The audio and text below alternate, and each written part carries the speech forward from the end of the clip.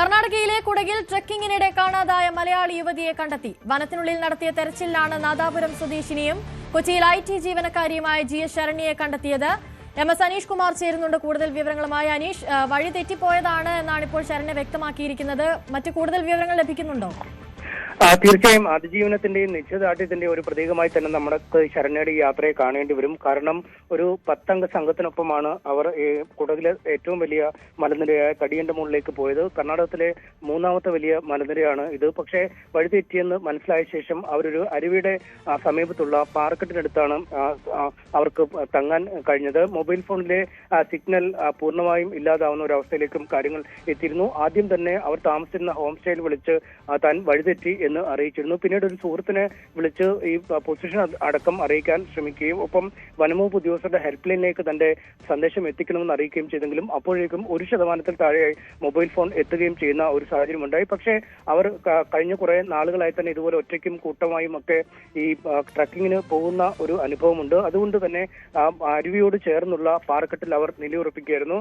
വെള്ളമൊക്കെ യഥേഷ്ടം ലഭിക്കുന്ന ഒരു സ്ഥലമായിരുന്നു. അവരുടെ കയ്യിൽ ഏതാണ്ട് 1/2 ലിറ്ററിന്റെ ഒരു കുപ്പി വെള്ളം മാത്രമാണ് അവശേഷിക്കുന്നത്. ഭക്ഷ്യവസ്തുക്കൾ ഒന്നും ഉണ്ടായിരുന്നില്ല. പക്ഷേ അവർ ആത്മനിയന്ത്രണത്തോടുകൂടി അവിടെ ചിലവഴിച്ചു. രാത്രിയും വൈകിട്ടുമൊക്കെയായി അവർ മുകളിലേക്ക് ഉയർന്ന സ്ഥലത്തേക്ക് വന്ന് നിന്ന് ഒച്ച വെക്കുന്ന ഒരു സാഹചര്യം ഉണ്ടായിരുന്നു. കാരണം ഈ വനവകുപ്പിന്റെ ഡ്രോൺ അടക്കമുള്ള പരിശോധനകൾ നടക്കാൻ സാഹചര്യമുണ്ട്. ഹെലികോപ്റ്ററുകളും മറ്റുമൊക്കെ രക്ഷാപ്രവർത്തനത്തിന് എത്തുമെന്ന ഒരു പ്രതീക്ഷയുണ്ട്. പക്ഷേ അത്തരം ഒരു രക്ഷാപ്രവർത്തനം ആരംഭിച്ചിരുന്നില്ല എന്നൊരു സംശയത്തിലേക്കാണ് അവർ എത്തിയിരുന്നത്. പക്ഷേ അവർ ആത്മസംയമനം വിടാതെ വീണ്ടും പുറത്തേക്ക് വന്ന് ബഹളം വെക്കുകയും അത്തരം ഒരു ബഹളം രക്ഷാപ്രവർത്തകരുടെ ചെവിയിൽ മുഴങ്ങി കേൾക്കുകയുമായിരുന്നു. എന്തായാലും ഉടൻ തന്നെ 5-10 മിനിറ്റിനുള്ളിൽ അവർ ഈ വെള്ളം കണ്ട അല്ലെങ്കിൽ അരുവിയുടെ ചേർന്ന് ശബ്ദം കേട്ട സ്ഥലത്തേക്ക് എത്തുകയും അവരെ രക്ഷപ്പെടുത്തുകയുമായിരുന്നു. എന്തായാലും കാര്യമായ ഒരു ആരോഗ്യ പ്രശ്നങ്ങളും ഇല്ല എന്ന് അവർ വ്യക്തമാക്കി. ഞാൻ ഓക്കെയാണ്, ഒരു കുഴപ്പവുമില്ല എന്ന് ചിരിച്ചുകൊണ്ടാണ് അവർ പറഞ്ഞത്. എന്തായാലും ഈ കാട്ടിൽ നിന്നും പുറത്തേക്ക് എത്തിച്ച ശേഷം അവരെ സർക്കാർ ആശുപത്രിയിലേക്ക് പരിശോധനകൾക്കായി വനംവകുപ്പ് ഉദ്യോഗസ്ഥർ കൊണ്ടുപോയിരിക്കുകയാണ്. അതിനു മുമ്പ് മാധ്യമങ്ങളോട്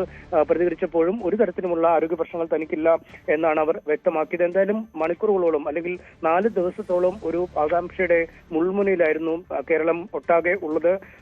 കാരണം ഒരു സ്ത്രീ തനിച്ചാണ് കാട്ടിലേക്ക് പോയത്. 10 അംഗ സംഘത്തിനൊപ്പം പോയെങ്കിലും കാട്ടിൽ വഴിതെറ്റി പോകുന്ന ഒരു സാഹചര്യം, വലിയ മഴ പെയ്യുന്ന ഒരു വനമേഖലയാണ്. ഒപ്പം ഈ വന്യമൃഗങ്ങളുടെ പ്രത്യേകിച്ചും കാട്ടാനകളുടെ വലിയ ശല്യം നേരിടുന്ന ഒരു സ്ഥലമാണ്. കാട്ടാന ശല്യം വലിയ തോതിൽ ഉള്ളതുകൊണ്ട് തന്നെയാണ് അവിടേക്ക് ആളുകളെ ഒറ്റക്കൊറ്റയ്ക്ക് കടത്തിവിടാത്ത ഒരു സാഹചര്യം ഉണ്ടാവുകയും ചെയ്തു. എന്തായാലും സർക്കാർ ഏജൻസികൾ കാര്യക്ഷമമായി തന്നെ ഇക്കാര്യത്തിൽ ഇടപെട്ടു.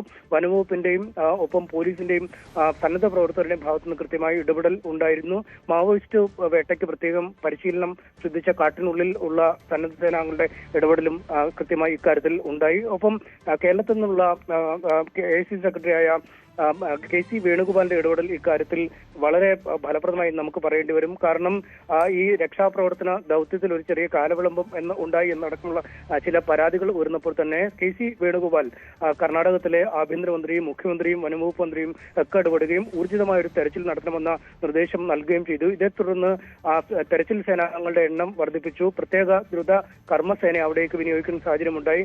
വനംവകുപ്പിന്റെയും ആഭ്യന്തര വകുപ്പിന്റെയും ഒക്കെ വലിയ രീതിയിലുള്ള പ്രവർത്തനങ്ങൾ അവിടേക്ക് കേന്ദ്രീകരിക്കുന്ന സാഹചര്യമുണ്ടായി. തെർമൽ ഡ്രോണുകളും ഒപ്പം ഈ മനുഷ്യഗന്ധം തിരിച്ചറിയാൻ കഴിയുന്ന സ്നിഫർ നായ്ക്കളുടെ ഒരു സേവനവും ഒക്കെ ഉണ്ടാകുന്ന സാഹചര്യമുണ്ടായി. എന്തായാലും ഈ വനമേഖല അരിച്ചു പെറുക്കിയുള്ള ഒരു തെരച്ചിൽ നടത്തിക്കൊണ്ട് മാത്രമാണ് അവരിലേക്ക് എത്തിപ്പെടാൻ അല്ലെങ്കിൽ അവർ ഒച്ച വെച്ചപ്പോൾ അവരുടെ ശബ്ദം തിരിച്ചറിയാൻ കഴിഞ്ഞത്. കഴിഞ്ഞ 2 ദിവസവും രാവിലെയും വൈകിട്ടുമൊക്കെ അവർ പലപ്പോഴും ഈ പാറക്കെട്ടിൽ നിന്നും പുറത്തേക്ക് ഇറങ്ങുകയും അവിടെ ഒച്ച വെക്കുകയും ഒക്കെ ചെയ്തിരുന്നു. ഒരുപക്ഷെ ഈ ദിവസവും ആൾക്കാരുടെ കണ്ണിലേക്ക് എത്തിപ്പെടാൻ കഴിഞ്ഞില്ലെങ്കിൽ അവിടുത്തെ ഏറ്റവും ഉയർന്ന ഒരു മലനിരയുടെ മുകളിലേക്ക് എത്തുകയും അവിടെ നിന്ന് ആളുകളുടെ ശ്രദ്ധ ആകർഷിക്കാൻ ശ്രമം നടത്തുകയും ചെയ്യുകയായിരുന്നു തന്റെ ലക്ഷ്യമെന്ന് അവർ പറയുന്നുണ്ട്. ഒരു യുവതി ചെലുത്തിയ നിശ്ചയദാർഢ്യം അല്ലെങ്കിൽ ഒരു ആപത്തിൽ പെടുമ്പോൾ അതിനെ മറ്റ് പ്രകോപനങ്ങൾക്ക് അടിപ്പെടാതെ അല്ലെങ്കിൽ ആപത്തിൽ രാത്രിയിൽ കൂടെ ഒന്നും വഴിയിൽ കൂടെ കാട്ടിൽ കൂടെ നടന്നു പോകാതെ ഒരു സ്ഥലത്ത് ഉറച്ചുനിന്ന ശേഷം അവിടേക്ക് രക്ഷാപ്രവർത്തകർ എത്തി തന്നെ രക്ഷിക്കുമെന്ന ഒരു പ്രതീക്ഷയിൽ കഴിഞ്ഞുകൂടിയത് തന്നെയാണ് ഇക്കാര്യത്തിൽ ഏറ്റവും നിർണായകമായി മാറിയത്.